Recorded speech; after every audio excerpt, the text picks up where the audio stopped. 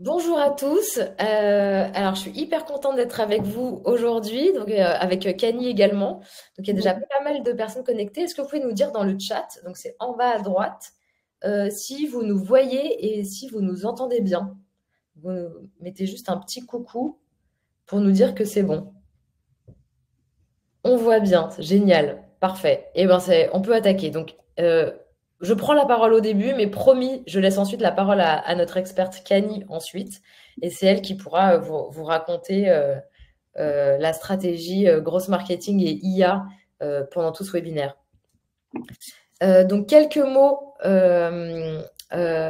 pour me présenter l'école Lyon, mais d'abord, et en attendant que je me présente, bonjour Natacha, que je connais du coup, hello Myriam, hello Alexis, hello Laureline. Est-ce que vous pouvez nous dire dans le chat qui vous êtes? C'est important pour nous, ou bien voilà, dans la pop-up là qui vient de se remplir. Pourquoi c'est important pour nous? Parce que ça va nous permettre un peu d'axer notre discours et qu'Annie, comme ça, elle saura qui est en face d'elle et elle pourra peut-être éventuellement mieux répondre à vos questions ou en tout cas vous donner des conseils plus avisés. Donc, je vous laisse répondre dans la pop-up qui vient de s'afficher et ou dans le chat. Donc, vous pouvez dire quel est votre métier et ce que vous attendez de ce webinaire. Moi, je vais en profiter pour me présenter. Donc, moi, je m'appelle Marine. Je suis responsable de l'ensemble des écoles du groupe Maria Schools et en particulier, je suis responsable du bootcamp Grosse et IA qui appartient à l'école Lyon.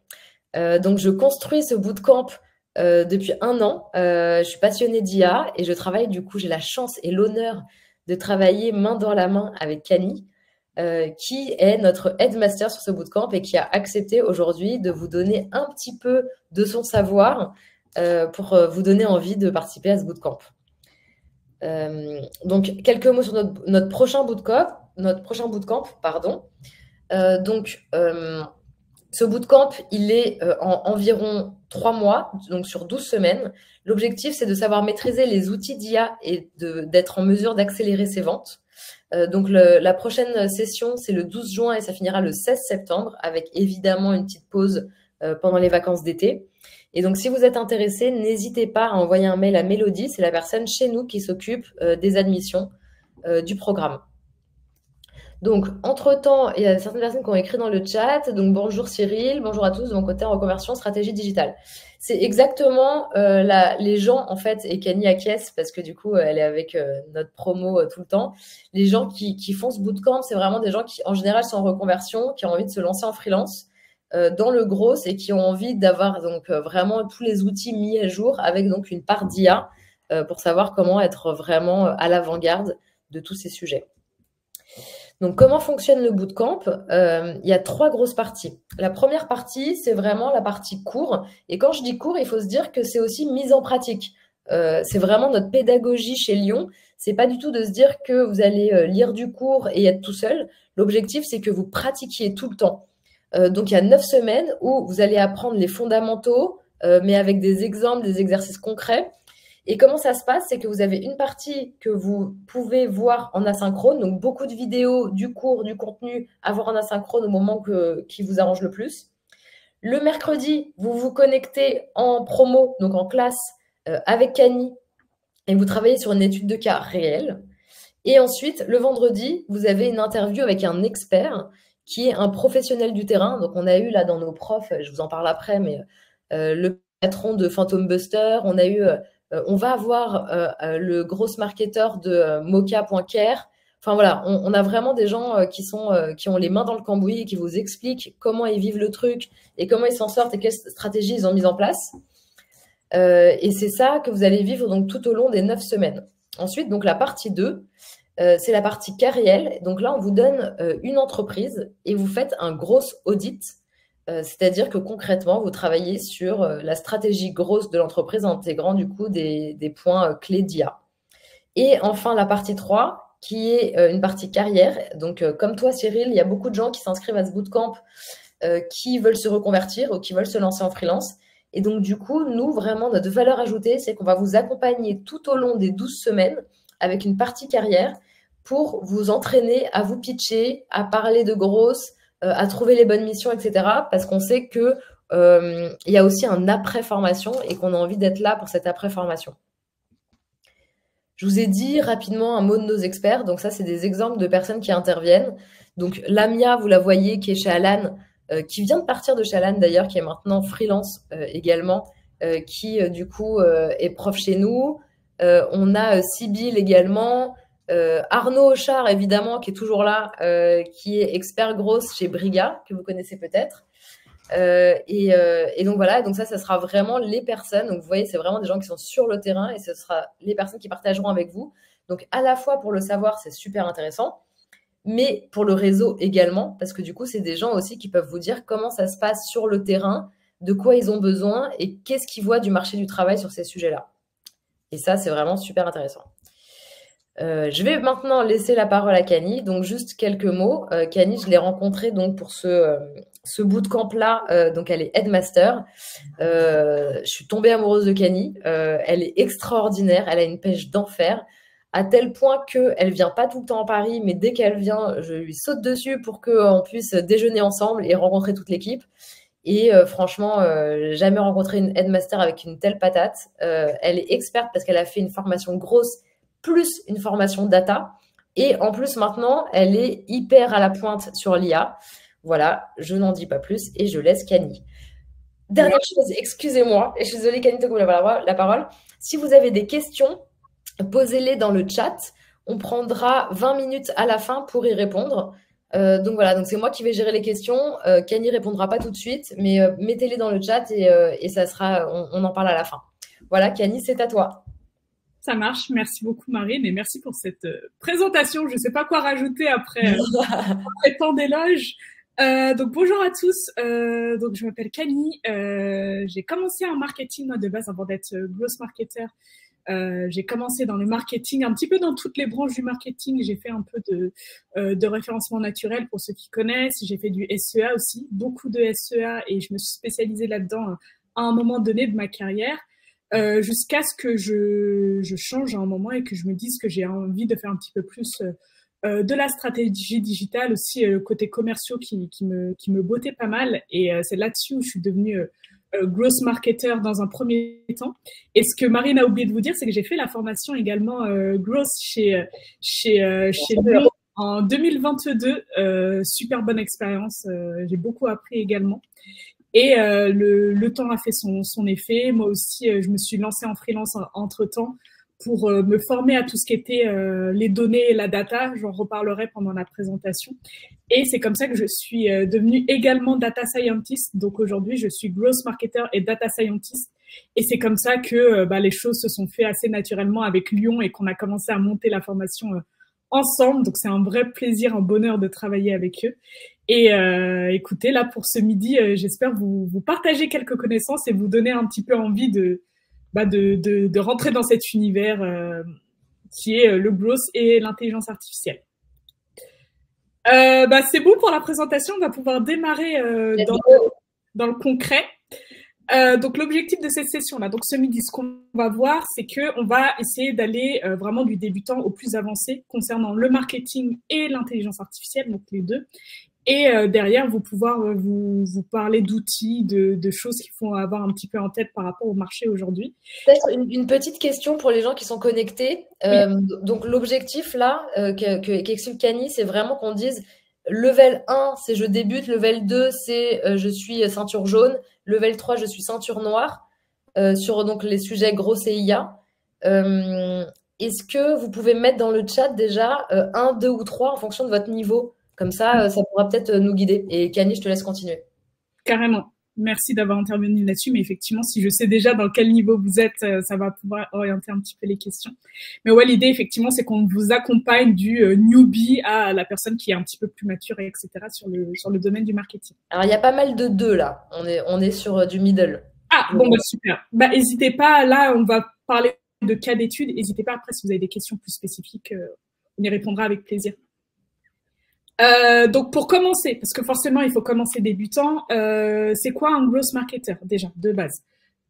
Pour la faire très courte, parce que c'est pas l'objet de la session du jour, mais pour être très précis sur ce que c'est et pour être vraiment synthétique, c'est qu'un growth marketer, moi je le qualifierais comme une personne qui sait s'adapter à un écosystème d'entreprise, donc à des problématiques commerciales marketing, etc.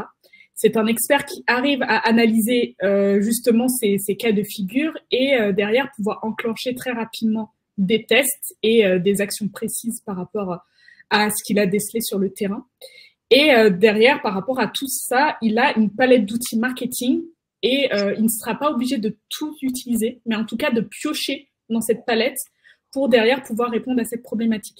Donc là-dessus, c'est la définition que moi j'aime bien donner aux personnes.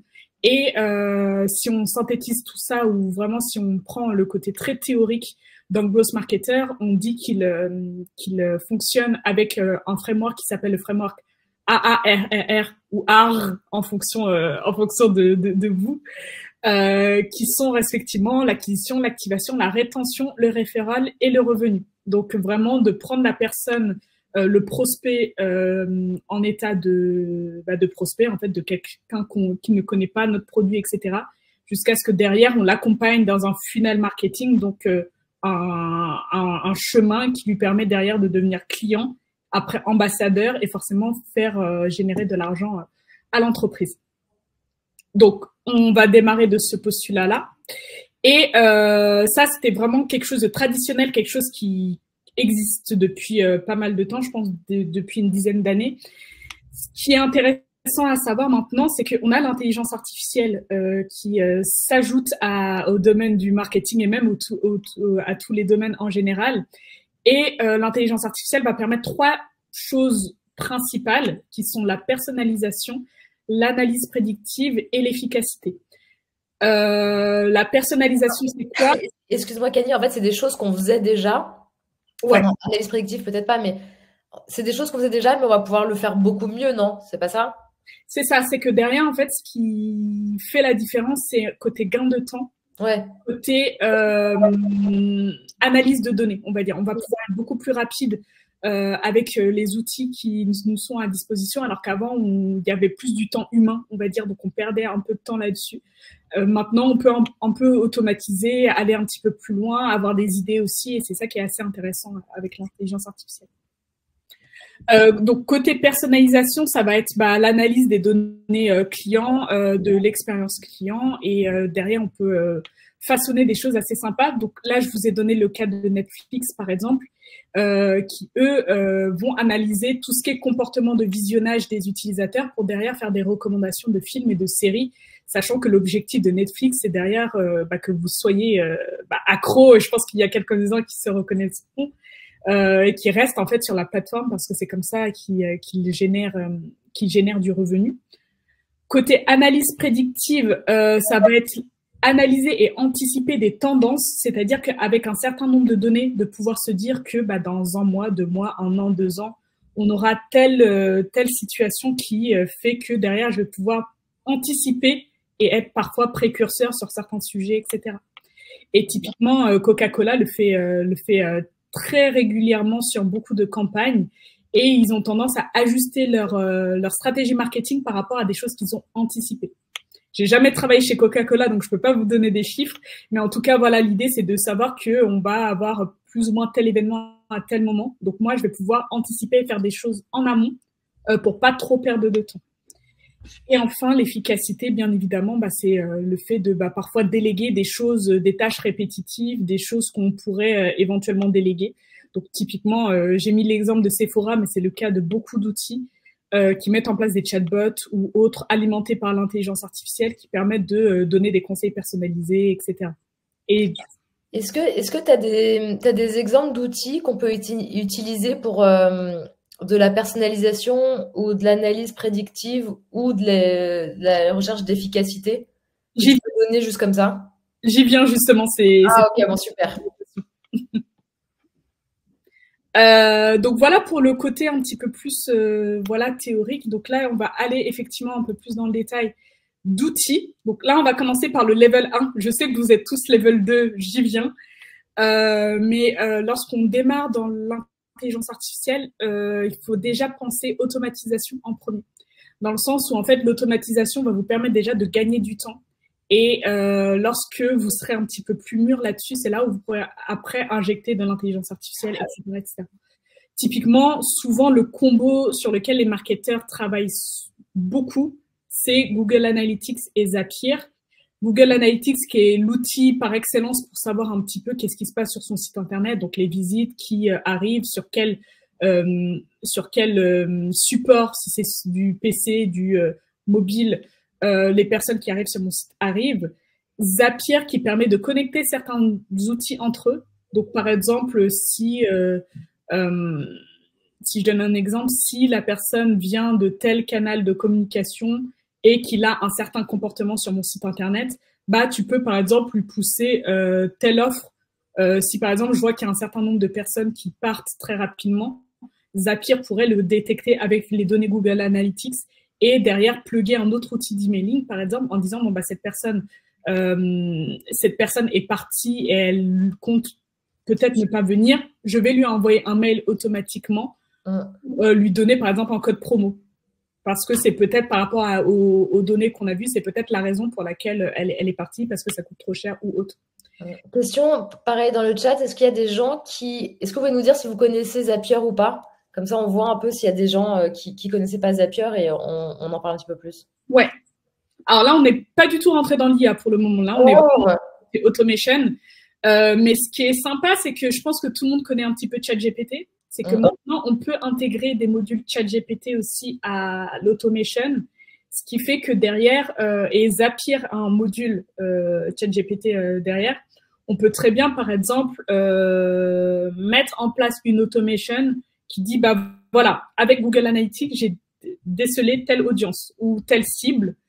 Avec tout ça, on va plugger ChatGPT ensuite en disant hello ChatGPT, voici les données que j'ai observées sur tel ciblage et là derrière on va pouvoir mettre des variables qui sont directement sur Google Analytics dans ChatGPT et dire bah je compte envoyer un mail, est-ce que tu peux générer un mail personnalisé sur tel ciblage automatiquement. Donc ChatGPT va faire après, va mouliner et derrière on peut très bien rajouter une autre brique qui est par exemple un emailing et en fait ce serait la copie conforme de ce que ChatGPT a proposé et derrière en fait on a une espèce de machine qui roule automatique dans lequel bien évidemment on doit mettre le nez pour voir si rien n'est cassé et que ChatGPT dise pas n'importe quoi, mais en tout cas c'est typiquement le genre de choses qu'on peut imaginer mettre en place.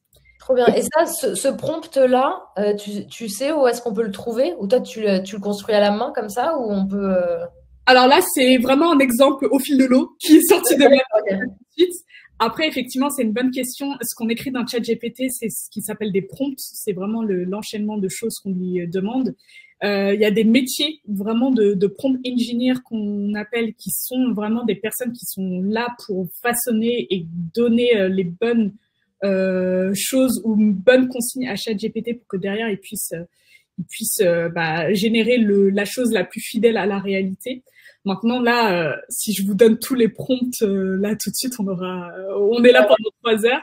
Après, si vous avez des questions ou si vous voulez aller plus loin, n'hésitez pas à me contacter directement sur LinkedIn. Je vous répondrai avec plaisir si vous voulez étendre la discussion là-dessus. Mais en tout cas, voilà, c'est ce que j'ai mis après en termes de ce que on peut faire en level 1, c'est l'automatisation des tâches et l'analyse de données, ce qui permet derrière, par exemple, typiquement, c'est l'exemple que je vous ai mis, vous pouvez utiliser ChatGPT pour analyser des avis clients, détecter des tendances, des sentiments, et au moins, ça vous permet de comprendre l'audience et même parfois d'interagir avec elle par rapport à ce que vous lui avez donné, en fait, tout simplement. Voilà ce que je peux vous proposer en level 1. On va aller encore plus loin en level 2 cette fois-ci. Là, les outils que je vous ai proposés, c'est des outils, ils ont tous Google Analytics est gratuit, ChatGPT aussi est gratuit sur la version 3.5 et sur la version 4.0, 4O qui est sortie il n'y a pas longtemps aussi. Et Zapier aussi, il me semble qu'il y a une version gratuite. Donc tout ça, vous pouvez le mettre et l'exécuter assez rapidement. Là, on va rentrer dans des outils un petit peu plus costauds qui, eux, nécessitent des licences. Et c'est là où on va rentrer dans le niveau intermédiaire. Je vous propose 2 outils pour cette application-là. C'est Google Analytics 360, la suite Google Analytics, et un CRM. Donc, un CRM, c'est un espace très souvent utilisé par les commerciaux où vous avez tous les contacts de votre entreprise, vos clients, vos prospects, etc.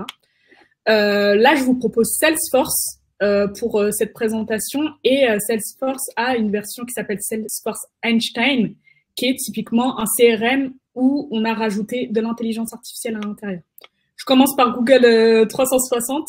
En gros, c'est une version améliorée de Google Analytics qui inclut des fonctionnalités d'intelligence artificielle, notamment pour les personnes qui s'y connaissent un peu, tout ce qui est machine learning, analyse prédictive, mais bon, ça, c'est quelque chose d'un petit peu plus poussé, mais sous forme d'outils. Et dans la suite, on retrouve tout ce qui est l'attribution, Google Analytics classique que je viens de vous présenter, Data Studio, qui est une plateforme qui vous permet derrière de faire des dashboards de données, donc qui vous permet derrière de savoir qu'est-ce qui se passe typiquement dans votre écosystème, en fait, tout simplement.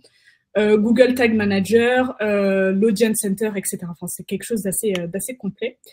Et la star du show, c'est vraiment Salesforce Einstein. En fait, c'est une plateforme IA qui intègre Salesforce, dont je viens de vous parler, et qui aide aussi à automatiser les processus de vente, typiquement à personnaliser les interactions clients, à prévoir parfois les résultats commerciaux, en fait, par rapport à un certain nombre de data. Tout ça, c'est typiquement de l'intelligence artificielle qui a été injectée à un outil commercial / marketing, et derrière qui vous permet en fait d'aller encore un peu plus loin dans l'analyse et de la recommandation, en fait, typiquement. Et c'est ce que je vous ai mis là en termes de qu'est-ce que ça peut donner, c'est de l'analyse prédictive du client. Typiquement, on peut très bien imaginer une entreprise d'e-commerce qui utilise ce genre d'outils, par exemple, pour identifier les clients à haut potentiel de churn. J'ai dit entreprise e-commerce, je voulais dire entreprise B2B, pardon. Ouais. Le churn, c'est lorsque vous avez un client et qu'il part, qu'il arrête son abonnement ou autre, c'est là où on dit qu'il churn. Et en fait, typiquement, avec ce genre d'outils, on peut mettre, pour vulgariser un petit peu, mettre des pastilles sur des clients en disant « ce client, il a un potentiel de partir ». Et derrière, on peut, avant qu'il nous dise « je pars », mettre en place des actions pour essayer de le garder en fait chez nous le plus longtemps possible. Camille, dis-moi si j'ai compris, mais en fait, j'ai l'impression qu'avant, c'est des choses qu'on faisait à la main. Donc, on allait mettre des paramètres en se disant qu'est-ce que c'est un client qui part? C'est un client qui se connecte plus qu'une fois tous les 2 mois. C'est un client qui... Et d'essayer de trouver des critères. Ouais. Alors que là, l'intérêt, c'est que tu vas pouvoir dire voici 10 clients qui sont partis, tire-en quelque chose qui, toi, du coup, enfin, tu vois, qui va pouvoir prédire que d'autres vont partir. C'est ça, en fait. Exactement. Et c'est là où je reviens sur ce que je disais au tout début. Vous savez, personnalisation à analyse prédictive et efficacité. C'est que là, en fait, typiquement, il y a les 3 qui sont conjugués, dans le sens où là, en fait, avant, comme tu l'as si bien dit, Marine, on avait tendance à faire soit se reposer sur l'équipe de Customer Manager, pour leur poser la question, est-ce que ça se passe bien avec un client alors qu'un client peut très bien vous dire ça se passe très bien, ouais. Et partir, en fait, tout simplement. Ou bien se baser sur des hypothèses en disant, bon, bah là, il n'a pas été sur le truc depuis, sur notre outil depuis pas mal de temps, je ne sais pas s'il va rester, enfin, vraiment avoir des hypothèses. Et typiquement, en fait, ce genre d'outil, l'intérêt, c'est qu'il va croiser plein de données entre elles pour derrière, en fait, faire des analyses plus ou moins fiables. Il y a toujours un taux de... c'est toujours un peu biaisé, hein, bien sûr, donc il faut toujours avoir un regard humain pour rechecker derrière, etc. Mais au moins, il y a le côté où, comme tu l'as dit, je viens le matin, j'allume mon ordinateur, je viens sur l'outil et je me dis, OK, est-ce que tu peux me générer une liste avec toutes les personnes qui risquent de churner? J'en ai 20, j'en ai 30. Pourquoi? Là, je commence à dispatcher avec l'équipe que j'ai. Et au moins, on peut commencer derrière à forcément aller en profondeur pour faire en sorte qu'ils ne partent pas, en fait. Donc, c'est super puissant et super intéressant pour gagner du temps, anticiper et prioriser les actions, en fait, des équipes par rapport à l'objectif et à la stratégie d'entreprise. Voilà pour la partie level 2. Si vous avez des questions, encore une fois, n'hésitez pas et j'y répondrai à la fin avec grand plaisir. Et là, on va rentrer dans quelque chose d'encore plus avancé, dans le level 3, qui est vraiment là encore plus de la main dans le cambouis. C'est le côté, en fait, coder son IA en fait directement. Là, je vous ai proposé 2 assets. Oui, bien sûr, une personne est un asset.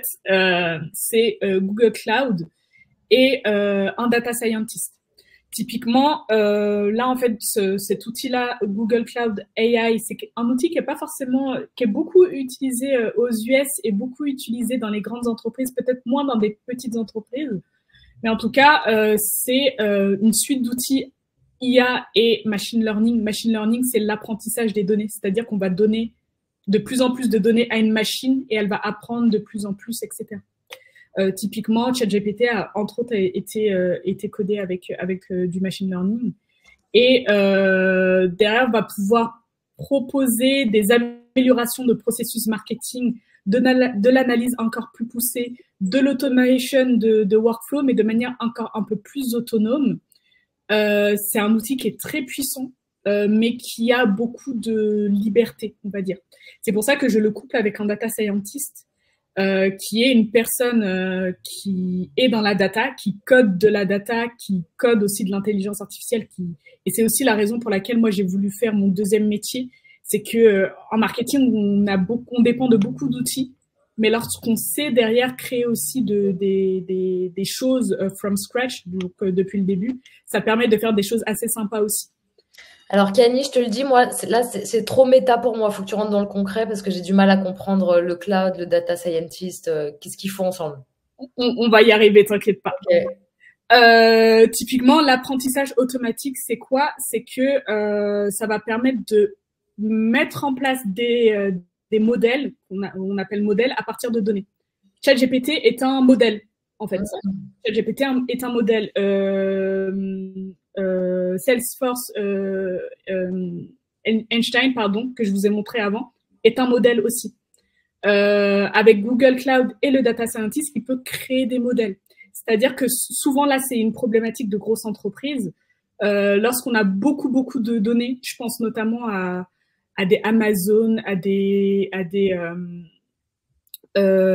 YouTube, enfin vraiment des entreprises où je pense que vous comprenez qu'ils ont beaucoup plus de données que des startups typiquement.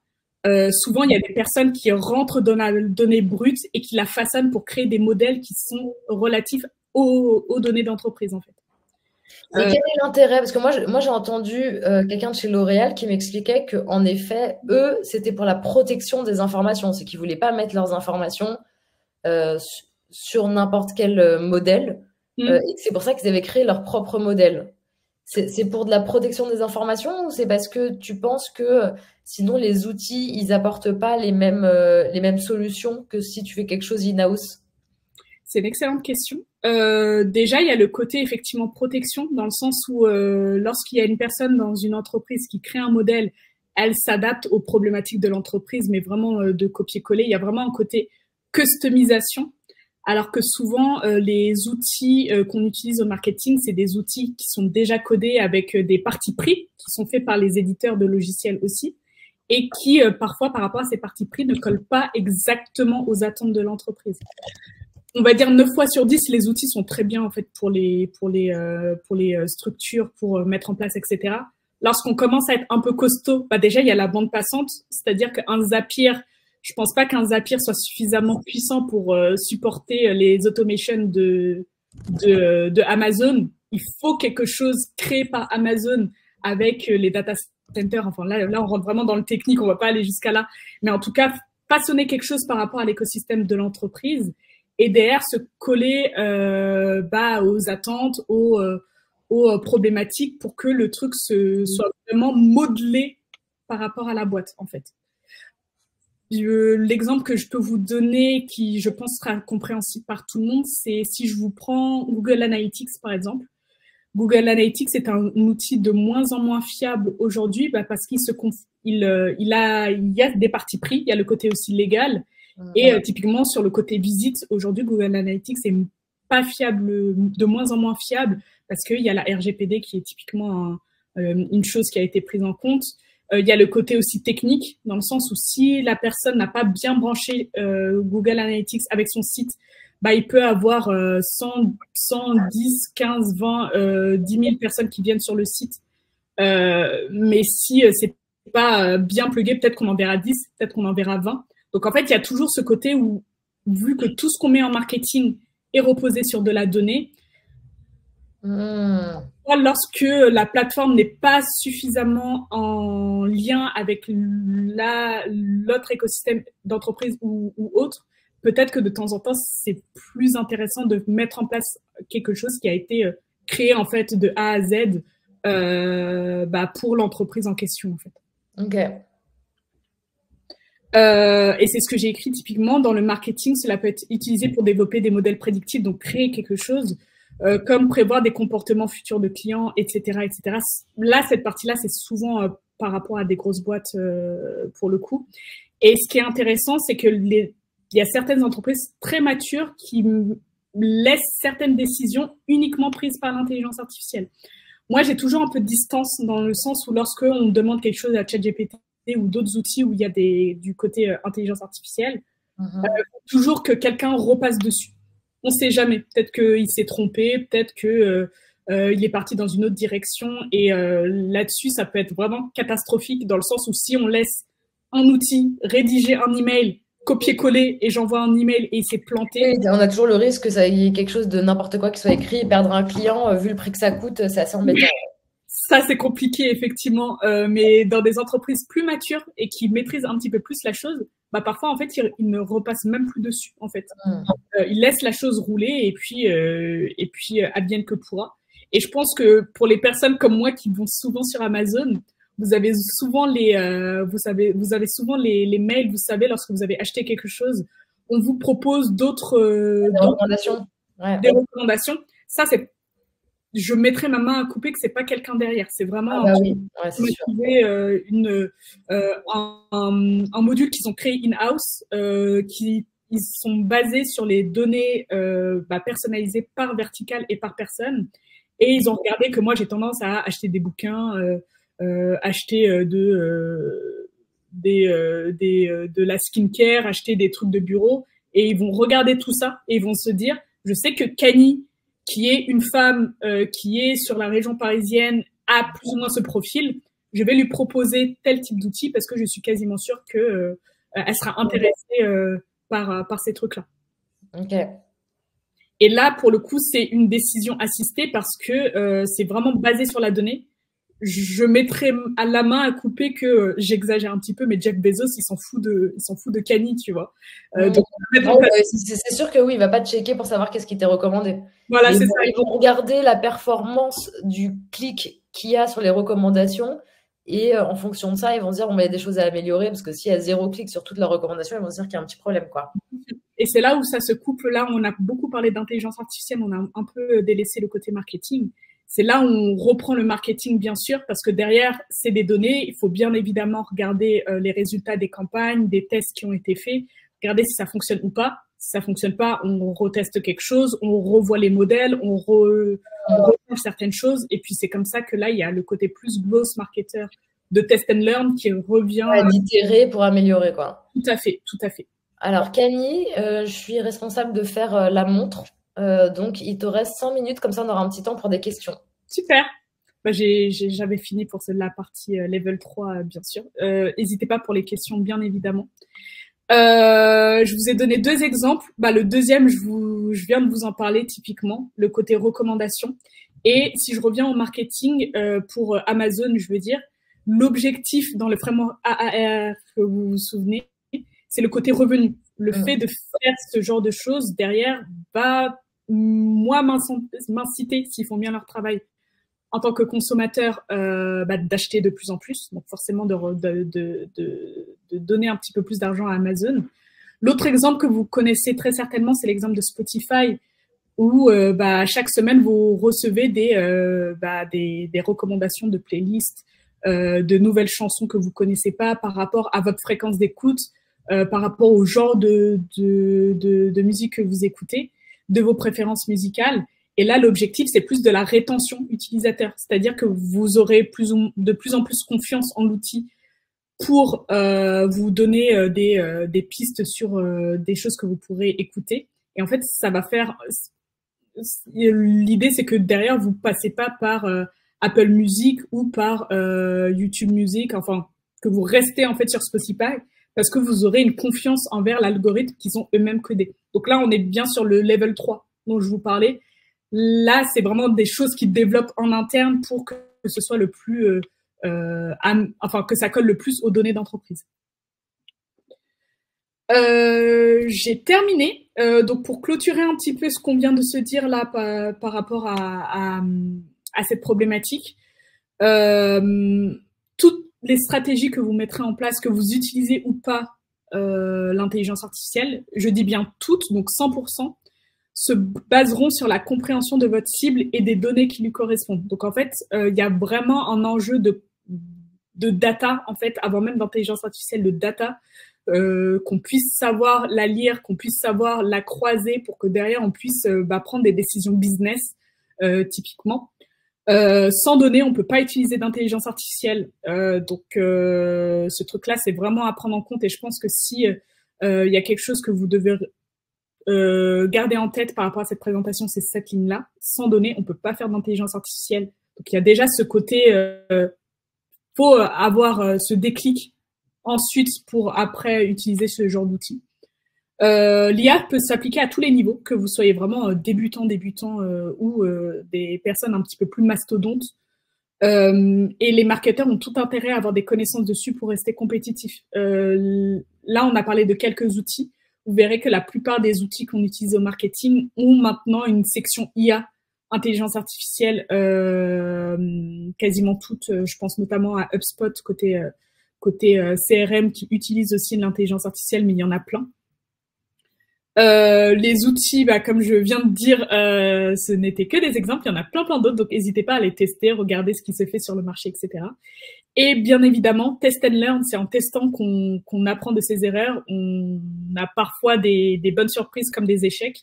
Moi, je dirais même pas échec, je dirais plus leçon pour pouvoir rebondir et refaire des choses un petit peu plus poussées. Mais voilà comment ça se présente actuellement sur le marché du marketing. Merci beaucoup, Camille, c'était super intéressant, trop bien. Et donc, du coup, là, il nous reste 5 minutes pour des questions. Il me semble avoir répondu à la question de Natacha. Natacha, j'ai envoyé un lien dans le chat pour expliquer ce que c'est que le churn, avec du coup la bonne orthographe. Ensuite, qu'est-ce qu'il y a? Marie, donc du coup, oui, vous aurez accès à la présentation, on va vous l'envoyer dans la journée. On vous enverra un petit mail pour avoir accès à la présentation. Et alors, attendez, autre question. Pour quel type d'entreprise est adaptée l'utilisation de l'IA? Plutôt des entreprises tech avec du gros volume de données à traiter et donc plutôt orienté B2C. Donc ça, c'est une question de Nadir. Ok. Est-ce que tu peux y répondre, Camille? Ouais, c'est une très bonne question. C'est un peu ma conclusion, mais j'aurais dû l'adapter un peu plus. Là, actuellement, l'intelligence artificielle, on peut très bien le mettre en place, même en étant freelance indépendant comme moi. Sachant que dans mon entreprise, il y a une personne qui est moi, qui est ma propre personne. Mais dans des entreprises un petit peu plus costauds, ils ont vraiment des équipes à part entière sur ce sujet, et c'est ce que je vous ai dit vers la fin. L'intelligence artificielle peut être utilisée partout aujourd'hui. Nous, en marketing, ceux qui sont vraiment dans le milieu, ils savent qu'on a plein d'outils qu'on utilise. On a Zapier, on a Make, on a Slack, même Slack qui n'est pas un outil marketing, qui est un outil de conversation à de l'intelligence artificielle. Zoom aussi, qui est même pas un outil, enfin c'est un outil pour faire des vidéos qui a aujourd'hui cette brique-là. L'intelligence artificielle est partout, pour le coup. Et c'est à nous de s'adapter en fait. Et si je peux vous donner un conseil, c'est que si vous utilisez déjà des outils quotidiennement, n'hésitez pas à vous mettre des sessions un petit peu plus de découverte de votre outil, parce que peut-être que vous avez des mécanismes de créer un workflow, créer une campagne email, etc. N'hésitez pas à regarder soit des tutos ou soit la documentation de cet outil pour voir s'ils ont une brique intelligence artificielle. De toute façon, c'est en train de se mettre progressivement en place, parce qu'il y a plein d'outils qui sont en train de lancer, en effet, leur brique IA en ce moment même, quoi. C'est ça, c'est ça. Alors, on a une dernière question de Natacha qui est comment faire pour convaincre en interne de l'utilisation de certains outils d'IA si ce n'est pas encore mis en place? Est-ce que tu as des exemples d'expériences de clients? C'est une bonne question. Et effectivement, alors sur le marché américain, il n'y a absolument pas de cette question parce qu'ils sont très motivés dessus. Donc en fait, forcément, si tu leur fais gagner et du temps et de l'argent, c'est parfait. C'est vrai que chez nous, en France, on est un peu plus réfractaire à l'intelligence artificielle. Je pense que pour convaincre, on a un rôle d'éducation dans le sens où, en fait, il faut pas venir en disant j'ai fait ça avec de l'intelligence artificielle à ces décideurs. Je pense que c'est un petit peu trop venir avec ses gros sabots. Moi, je dirais un petit peu plus de les accompagner, un peu comme je vous ai fait là pendant cette session. Avec les différents niveaux, ouais. Ouais, de peut-être venir, si vous avez une présentation à faire par exemple, de dire, bah, typiquement, moi, j'aimerais bien utiliser tel outil d'IA pour tel objectif. Typiquement, si moi je le fais sans IA, je vais faire ça, je vais devoir solliciter telle personne, ça va me prendre tant de temps, ça va me prendre peut-être un mois, etc. A contrario, si j'utilise l'outil, ça va me prendre peut-être une journée. Je vais injecter vraiment le ROI, quoi. Voilà, il y a le côté ROI, le côté où vraiment vous allez un peu plus éclaircir le côté boîte noire de l'intelligence artificielle à la personne que vous essayez de convaincre, en fait. De dire, bah voilà, je vais pas injecter toutes mes données. Il y a peut-être parfois aussi le côté données, qu'est-ce que l'outil va en faire. Mais vraiment accompagner dans la réflexion ou en tout cas dans le qu'est-ce que ça donne si je l'utilise versus quand je l'utilise pas. D'accord, ok, ouais, très clair.